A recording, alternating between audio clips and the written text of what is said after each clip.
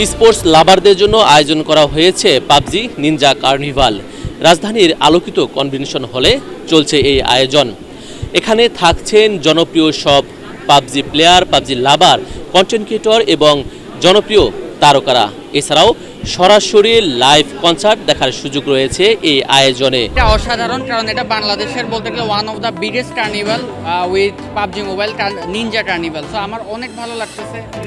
আমি হচ্ছে mainly cos player, main lead ক্যারেক্টারটা কোস প্লে করছি। আমি এসেছি কল্যাণপুর থেকে, আমি গ্রিন ইউনিভার্সিটি স্টুডেন্ট। আজকের আয়োজন ভালো লাগছে। আমি কালকে এসেছিলাম, কালকে অনেক মজা হয়েছে। আর আমার বুথে আমি অনেক মজা করছি। আমার ফ্যান্সরা এসে পিকচার্স দিচ্ছে, আমি ভিডিওস নিচ্ছি। সো ওভারঅল ভালো এক্সপিরিয়েন্স।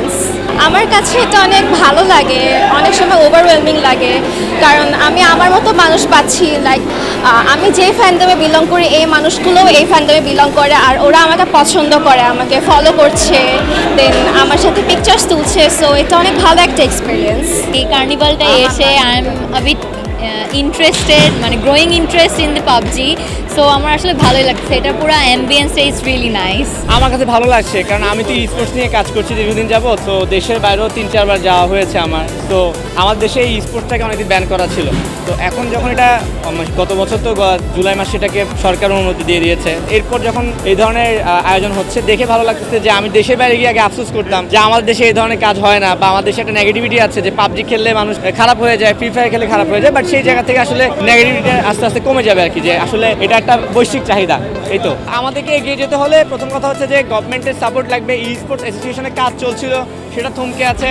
তারপর হচ্ছে যে স্পন্সরগুলোকে এগিয়ে আসতে হবে। ভাই সত্যি বলতে আমি যদি সত্যি কথা বলি, কেবলমাত্র আসছি, আমি এখনো পুরোটা এক্সপ্লোর এখনো পর্যন্ত করি নাই। বাট যতক্ষণ যতটুকু এক্সপ্লোর করছি আলহামদুলিল্লাহ খুবই সুন্দর, অনেক বেশি ভালো হয়েছে। আমার মনে হয় বাংলাদেশে এত জোস ইভেন্ট আমার চোখে পড়ি না। আমি তো মোটামুটি প্রায় সব ইভেন্টে যাই, তো এত জোস ইভেন্ট এখনো পর্যন্ত চোখে পড়ি নাই। অনেক সুন্দর করছে, অনেক সুন্দর সাজানো আয়োজন, মানুষ, ক্রাউড হিউজ, টোটালি হিউজ। দিন জুড়ে এসব আয়োজন দর্শনার্থীদের প্রাণবন্ত অংশগ্রহণে মুখরিত হয়ে ওঠে এবং গেমিং কমিউনিটির জন্য তৈরি হয় এক স্মরণীয় অভিজ্ঞতা।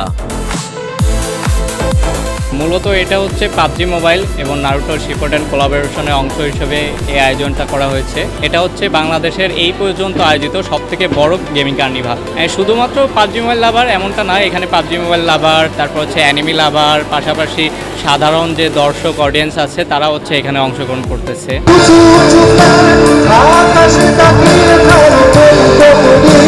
গেমার এবং অ্যানিমে ভক্তদের এই মিলন মেলা প্রমাণ করে দিল যে বাংলাদেশে গেমিং কালচার কতটা জনপ্রিয়।